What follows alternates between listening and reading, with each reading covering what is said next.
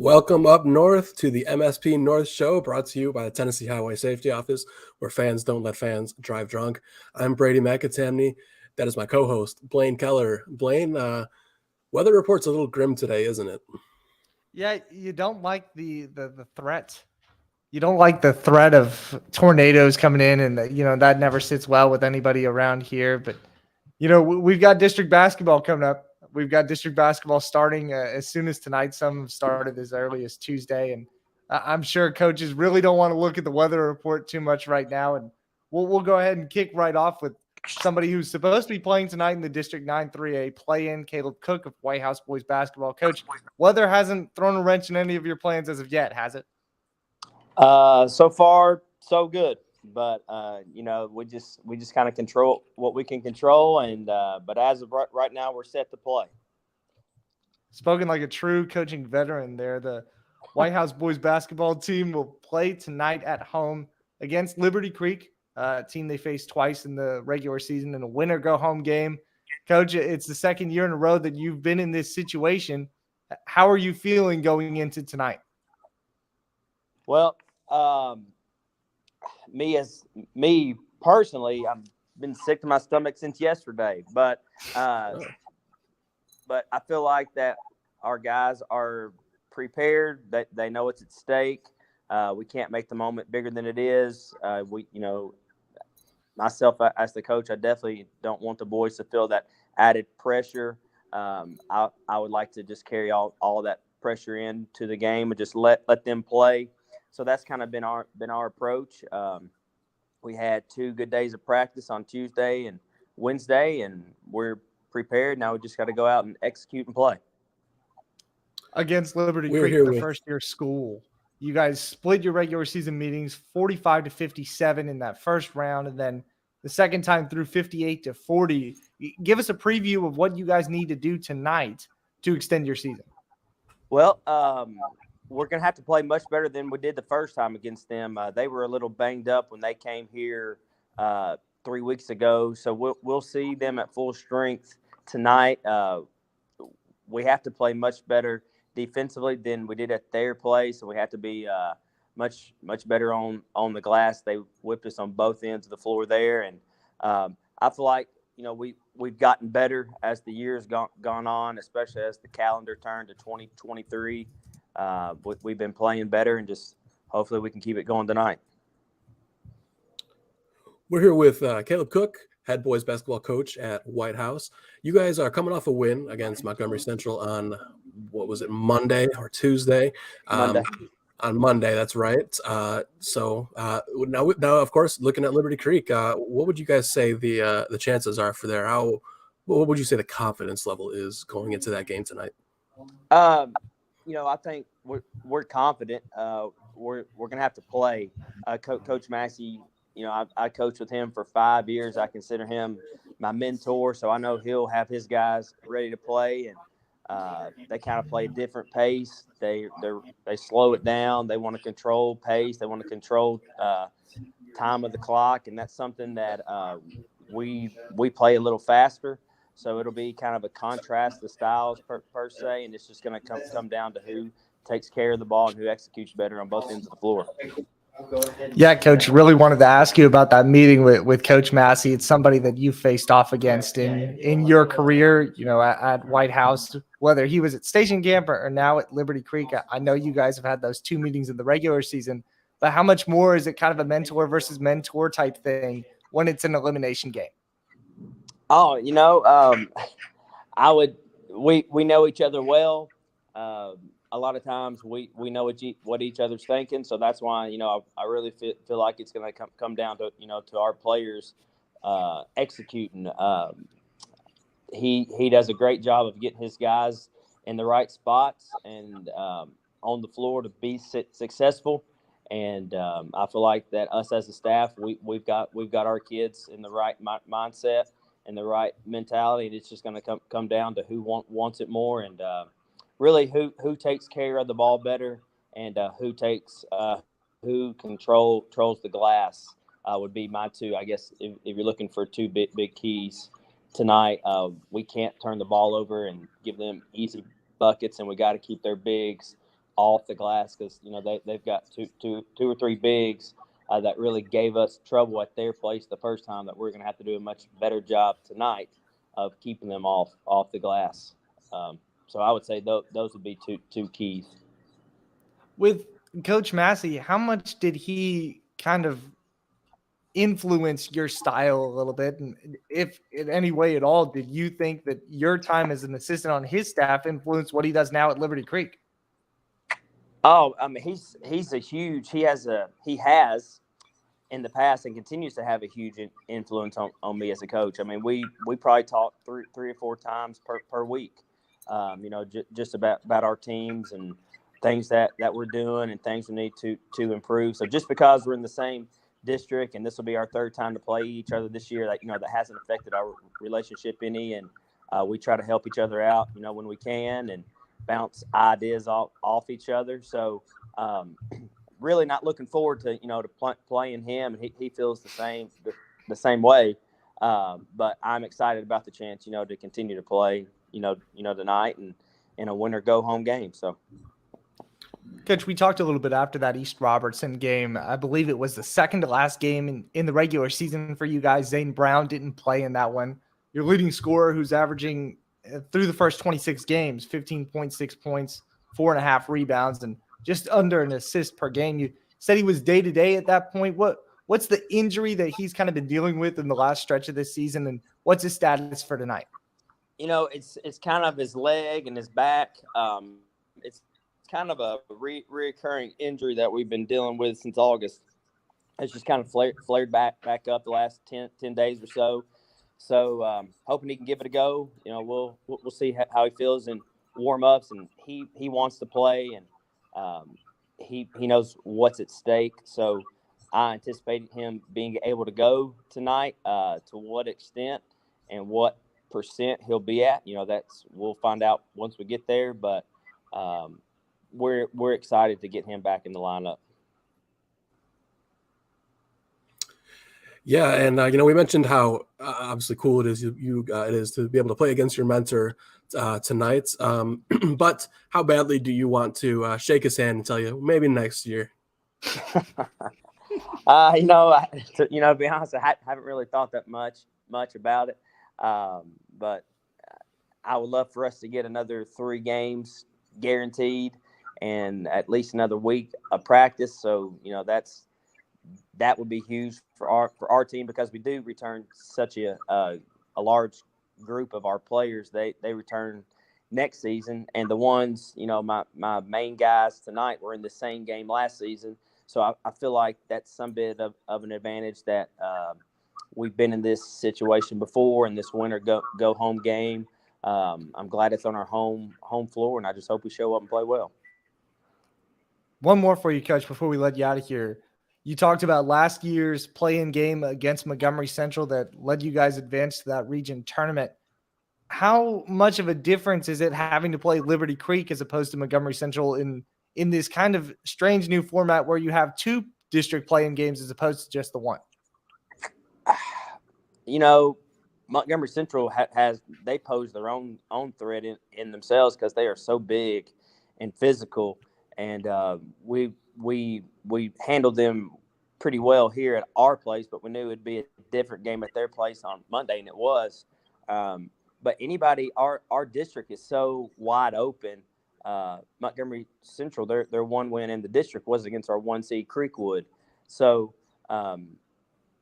though Liberty Creek and Montgomery Central are 2 totally different teams and styles and the way they play, I do feel like us being in this game against Central last year, at least tonight, won't be new to us, and I hope the pressure's not too much, and we can just show up and play. Well, we hope to see your season extend at least to the next 3 games, Coach. Best of luck tonight, and thank you so much for joining us. All right, guys. You have a good day. Thanks, Coach. Thanks, Coach. All right, we're going to go to a quick commercial, and when we come back, we are headed to the baseball field at Clarksville High. Brian Hetland is going to be joining us, and you won't want to miss it. It was just a few drinks. I'm good. I thought it was good. After every game, we always have a few. It's no big deal. It was no big deal. Hey, I can hold my liquor. I thought I could hold my liquor. It's just a few cocktails at happy hour. It was just a few cocktails at happy hour. You really good try. There aren't any cops around. I didn't think there were any cops around. I drink and drive all the time. Sir, you've been in a serious crash. I need you to hang on, okay? Run your hands, sir. Where you are right now? Welcome back to the MSP North show, brought to you by the Tennessee Highway Safety Office, where fans don't let fans drive drunk. I'm Brady McAtamney. That's Blaine Keller. And we welcome Brian Hetland, head baseball coach at Clarksville High, to the show. Brian, how you doing today? I'm doing okay. You hear me all right? We can hear you, Coach. Not right, quite cool. baseball weather today, but we are creeping up on that season. How are things looking for the new year? Well, it was we had wonderful first 3 days. Obviously, Monday, Tuesday, and Wednesday were the first 3 official days. We've been doing conditioning and pitchers throwing and get some open facility work in, but we could have official full-fledged practice starting on Monday. So we had Monday, Tuesday, Wednesday were probably the 3 best days that I can ever remember us having back to back to back. And then today, obviously, we're in this mess that we're dealing with the thunderstorms and tornado watch. So, we're kind of on a hold here, seeing what if we're going to be able to get anything done today or not. But the weekend looks good, and we play our first opponent. We play Beach on Saturday, and scrimmage, an all-day scrimmage. So we look forward to that. It looks like the weather's going to cooperate for that. So we're getting work in, and got a long ways to go, like most people would say at this time of the year. Absolutely. So at this point, you only got a couple practices in with the team, and you'll probably be able to answer this question better after Saturday. But as of now, what's the roster looking like? Well, the roster is what I would say veteran from the player position standpoint. We return from last year's team, all starters except our second baseman, who was a senior. Now we lost 6 arms that did the bulk of our pitching last year. We only got 2 guys back that had really any experience on the varsity level. They pitched mainly JV in the past. So, with Lanham going to Tennessee Tech, Brent Wisdom at Freed Hardeman, Ryan Murphy at Lincoln Memorial, and Bennett Mobley, who's at Tennessee but not playing. The other 3 are playing. Those guys do the bulk of our innings for us. And so we got some young guys that are going to have to, get innings and get experience and, figure it out on the go. Coach, one of my favorite parts about the season that Clarksville High goes through is the last, correct me if I'm wrong, 2 of the last 3 years you guys have had the opportunity to play at Vanderbilt. I know you played Northeast last season. Right. Is that a possibility for this year? Are you going to have the opportunity to do that again? And just what does that give your players, on a season basis to look forward to? Yeah, we actually have, we're playing at 1:30 on March 20th. They're the second Monday of the season. Opening day is March 13th. We host Henry County, and then next week we're actually playing Northeast. It'll be our first district game, their first district game, and we're matching up with them again. It's a Monday series that Vandy has done for several years. The only year we haven't played there in the last 7 is the COVID year, and other than that, we've been able to play there every year, and it's a great experience, to play at one of the premier top 10 college baseball programs in the country year in, year out, to be able to play over there and have their staff have eyes on your guys and just be able to, just play in that environment. And it's great for the kids. And that's why we do it. There's a small fee to it, but it's well worth it for our guys. And, it's fun for our coaches. It's fun for everybody. And it's a great atmosphere for the guys to go play. Coach, when people come out to watch CHS this year, of course, you guys play a lot of high-profile games against really good teams. Of course, the Boston series is always going to be exciting. Who are some Right. guys that you think are going to maybe stand out to the crowds? Yeah, I mean we've got several guys that are back that had solid years. You know, our infield with Preston Brooks at shortstop. You know, he hit over 320 last year, 330 range, and played well at shortstop for us. And Parker Frost hit right around 290, 295, 300, right in that range, and played third base. And both those guys can really throw the leather around, and they're not big bopper guys, but they're on base percentage guys, and they hit line drives and gaps and doubles and those kind of players. And you know, we've got senior catcher back, Leighton Trice, and then we've added a catcher that moved back into town from Georgia. That's a really nice player, and a sophomore named Corbin Reynolds is going to be a high-profile college guy down the road, and has a chance to be. He's an extremely hard worker. And you know, we have Briley Hagwood back at first, but Carson Sanders, who was out with a broken hamate bone in his wrist, was slated to be our starting first baseman at the beginning of the spring last year, and got hurt and wasn't able to play. So he's back as a senior. And then we returned, you know, a couple outfielders from last year as well, and have some other guys in the mix out there that have come on and done well. One of the best, you know, open facility times, you know, and guys doing open facility, open gym type stuff is in baseball. They get out and scrimmage each other a little bit before our preseason actual practices start. And a kid named Colin Wyndham has had a big start to the early part of the spring and has played really well so far this spring. And he's a right fielder and left fielder and possibly a center fielder. I mean, he's playing well enough that he could do all three for us. So those are some of the guys. You know, on the mound, Chip Harris is a senior that has thrown meaningful innings. He actually threw at Beach, you know, in our region championship game a couple of years ago, that ended up getting hit in the head with a line drive and having to come out of the game.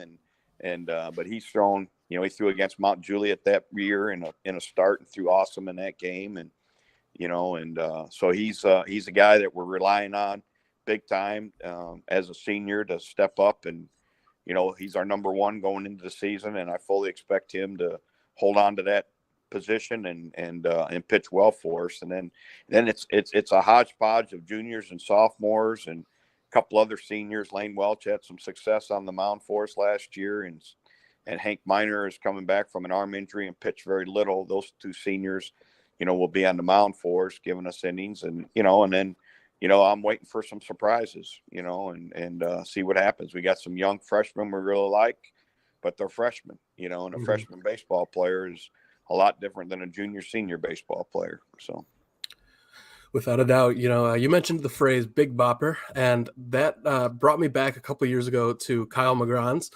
when he was at CHS, and now he's back in the city playing at Austin P after a year at Vanderbilt. Right. Have you had a chance to reconnect with him ever since he got back, and just how cool it is? Yeah, I've been able to get over and see him and Nick a few times, and been able to go talk to him over at the field. And then I went to the Austin P banquet and was able to sit and talk to both of them for quite a while. So that was really nice to connect with those two guys. And you know, Nick came back from North Carolina and is at Austin P, and Kyle obviously was at Vanderbilt last year. And, you know, they're both in the plans over there to get some innings and see what they can do, you know, on the mound for Austin P, and you know, get in the mix of those 20 some new guys they got on their roster, you know, and you know, hopefully they can both do well. And, you know, we still have Nate Barksdale and Garrison Goins over there as well. So we've got, you know, four teammates from the Cats over there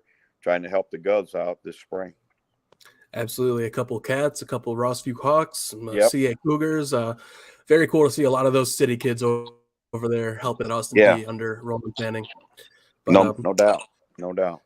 Yeah. Well, Brian, thank you so much for joining us today. We really appreciate anytime. it, and hope this rain clears up for you guys soon. Well, it will. And, you know, we like to see you guys out on opening night. We play Henry County at 6:00 on March 13th, and hopefully we can get a nice big crowd and fill that wall up and have a good atmosphere. So enjoy it. Thanks, Brian. Thanks, Coach. Okay. Bye now. All right. We're going to take one more break here, and then we'll get into our one thing, player of the week and game of the week. See you in a second.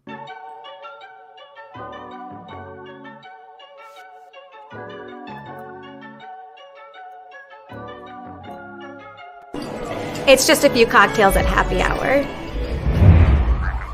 It was just a few cocktails at happy hour. You really good try. There aren't any cops around. I didn't think there were any cops around. I drink and drive all the time. Sir, you've been in a serious crash. I need you to hang on, okay? Cover your nose, sir. Do you know where you are right now? It was just a few drinks. I'm good. I thought it was good. After every game, we always have a few. It's no big deal. It was no big deal. Hey, I can hold my liquor. I thought I could hold my liquor.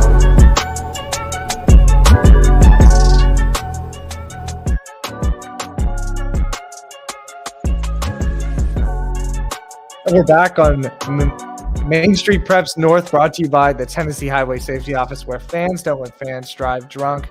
Great talk with White House boys basketball coach Caleb Cook and Clarksville head baseball coach Brian Hetland.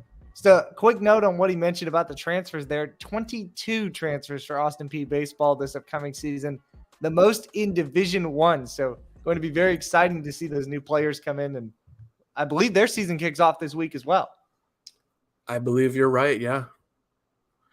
But why don't we get right into our one thing segment? As always, Blaine and I each will bring up 3 one things as we go around the county. Blaine, why don't you start us off? Yeah, I'm going to toss it off to you a little bit here to give us a little bit more info on one of the 2 first-year head coaches in Robertson County that had his season end on Tuesday. Not the best Valentine's Day for Terrence Williams and the Springfield Yellow Jackets, losing 64-58 at Clarksville High in the 13-4A play-in. Yeah, that's right. Clarksville High kind of had a big second quarter and took a lead there, and then just kind of kept Springfield at an arm's length through the rest of the game. They got good games out of some younger guys, which, to be fair, that's almost their entire team is younger guys. But they had a good game. Springfield just unfortunately couldn't quite keep up, and CHS, despite their record, is getting pretty dangerous at this time. Yeah, kind of interesting to see the Robertson County schedule here, having 2 teams end their season in the play-in game. Did not have anybody end their season in the play-in game last year. All 6 schools had both boys and girls programs make it to the region tournament. Montgomery County side, you had a couple have their seasons end last night, Brady. That's right. Clarksville Academy, Northeast, both had their seasons end. Both Montgomery Central teams also had their seasons end before the tournament began. So that's 4 teams overall out of 16. The Clarksville Academy ones especially was surprising because they had been really toward the top all season. They hosted even this tournament game, but couldn't quite get it done. And very unfortunate to see their season end. On that other side, White House Heritage Girls, the other team that finishes off their year in the 9-2A play-in game. This was a team that was only 4 games under 500 at the end of 2022 on December 31st, but lost 12 of their last 14. Brady, just a terrible stretch to end the last 2 months of the season. They lost their leading scorer, Macy McFarland, to an ACL injury in that span. They thought it was something lesser than that, and she would come back. They feared wrong. Just not the greatest first year for Terrence Williams, for Craig Logan, but that's the nature of the beast in high school sports. You're taking over something, you're trying to build something. I'm sure both of these coaches will take their first year, crumple it up, throw it in a trash can, and burn that trash can preparing for year 2. Absolutely. And Terrence Williams especially has just got a really tough draw in this district going up against 4 other Clarksville teams. So, but he told me, he had a great year. He loved every second and he can't wait for next year. So it didn't kill the enthusiasm, that's for sure. But my second one thing, we're looking at the rankings. Clarksville Academy and Rossview boys remain ranked from last week. Clarksville Academy, a little bit of a drop after losing to Davidson Academy in kind of a surprise district tournament game. The Clarksville girls now ranked for the first time. They've been on a scalding hot streak lately and have cracked that top 15. And on the girls' side, Clarksville Academy and Rossview girls are in the just missed section. I would imagine Clarksville Academy probably drops out of that next week. Got a couple more play-in games to end out this week in the Robertson County area. Joe Burns girls basketball advanced its season Monday over Knowledge Academy's yet another one of those very lopsided scores in District 8 1A. They advanced to the region tournament. Just a little bit of a hat tip to Jared Hawkins and what he's been able to piece together this season despite not having a senior on their roster. And as we mentioned when we talked with Caleb Cook, White House and Liberty Creek boys basketball put their seasons on the line tonight. Before that, White House and Portland girls also playing the 9-3A play-in. That's right. And lastly, the Northwest and Kenwood basketball games in their district tournament with Dixon County and Kenwood have been pushed back due to weather. Of course, we talked kind of a little bit about these thunderstorms, maybe a slight threat of tornado. And so those games, which will be at Dixon County, are pushed back. The girls' games, which were supposed to be today, pushed to tomorrow. The boys' games, which were supposed to be tomorrow, will not be on Saturday. Rain, go away. But at the same time, I don't hate it. I have to make a trip to Texarkana, Arkansas this weekend. And if everything gets pushed back over the weekend, I don't miss anything. So either way, I think I'm pretty happy with how things are playing out. Well, I'm happy if nothing bad happens. Let me preface that. But good call. Moving on to our game of the week in Robertson County. Joe Burns and Knowledge Academy's boys play in an 8-1A semifinal tomorrow. It's a revenge game for both of them. They split the regular season. Knowledge Academies took that regular season district finale by 20. Joe Burns had a chance to lock up that number 2 seed, but couldn't get it done. They both split with East Robertson, and whichever one advances to the championship game has a higher probability, I'd say, of moving on beyond there. You know, they've got a shot at knocking off the reigning 8-1A champions, the reigning state champions in East Robertson. I know both of them are chomping at the bit to get there because they've beaten them once in the regular season. It'll be a fun tournament at Joe Burns this weekend. Yeah, without a doubt. And my game of the week's kind of doing a cop-out and just saying district tournaments. But there are a couple specifically that I'm really looking forward to. I mentioned Clarksville Academy boys. They're going to be facing Good Pasture tomorrow. Obviously a huge game. Good Pasture has already gotten them twice this season. So they're going to be looking for revenge there. Tomorrow night, also Clarksville High versus Rossview boys. That'll be the third time that they've met. Clarksville High made it much closer the second time around. So going to be interesting to see. Kenwood versus Dixon County boys should be a pretty solid game, especially with it being at Dixon. So got to watch out for that. And then on the girls' side, possible rematch between Clarksville High and Rossview. Definitely could happen there in that district championship game. But also Northeast versus West Creek, I failed to mention on the boys' side. So both of those games are tomorrow, by the way, for the district tournament. Clarksville versus Rossview and West Creek Northeast, two of the best rivalries in the city. I was talking to Ted Young, and he thinks that they're going to get a sellout crowd that night just for those four fan bases. And it's going to be – I think it's going to be a really cool night. Brady, you talked about Clarksville Academy stumbling in its district tournament, but really taking care of business last night against Columbia Academy. They did, and that's going to be my player of the week this week. Eddie Ricks, of course, the star of that show, wasn't going to let them lose to Columbia Academy last night and end their season. He went off for 32 points in the win, the Morehead State signee, making sure he can do anything he can to put that team on his back. Of course, he's got some great players around him, but at a time like this, you're going to win some games behind your stars. Mine isn't necessarily a player. For my player of the week, got to give some love to Zach Womble, our Sumner County sports editor, whose last day is today at Main Street Media and Main Street Preps. Brady, I'm sure he taught you something. He taught me a ton. He really helped me kind of get comfortable in this area. He did a great job in Robertson County. Spent the last 7 or 6 years in Sumner County, did an incredible job there covering those teams. We're really losing a great asset and really just wish the best of luck to Zach moving forward. Absolutely. Zach is a guy who went from coworker to friend very fast, and I know I'll be keeping in touch with him. He did some great work, and we're definitely going to miss him around here, but I know that I'll definitely still be in touch. Yeah, I think that wraps us up today on Main Street Preps North, brought to you by the Tennessee Highway Safety Office. We wish all our teams the best of luck in district tournament play. Wish Brian Hetland the best of luck with this weather. We'll see you next week.